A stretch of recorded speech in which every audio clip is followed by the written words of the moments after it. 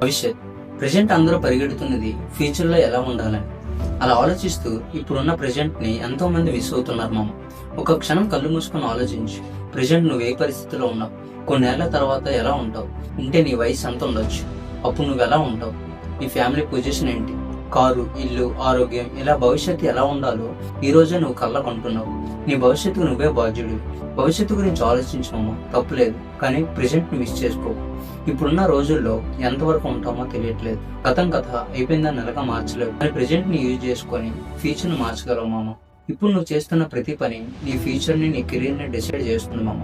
నువ్వు లేజీగా ఉండడం, టైం వేస్ట్ చేయడం, హార్డ్ వర్క్ చేయకపోవడం నీ ప్రెజెంట్ నే కాదు, ఫ్యూచర్ ను కూడా డిస్ట్రాయ్ చేస్తుంది.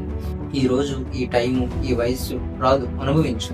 కానీ అలా అని లైఫ్ ను పాడు చేసుకోకు మామ. గుర్తుపెట్టుకో, ఫ్యూచర్ ఒక్క రోజులో బిల్డ్ అవ్వదు మామ. నువ్వు రోజు చేసే వర్క్ మీద డిపెండ్ అయి ఉంటుంది. నీ భవిష్యత్ నీ చాయిస్ మామ. ఆ రోజు కోసం ఈ రోజు పోరాడు. ఒక్కసారి ఆలోచించు, నువ్వంటే ఏంటో తెలుసుకో.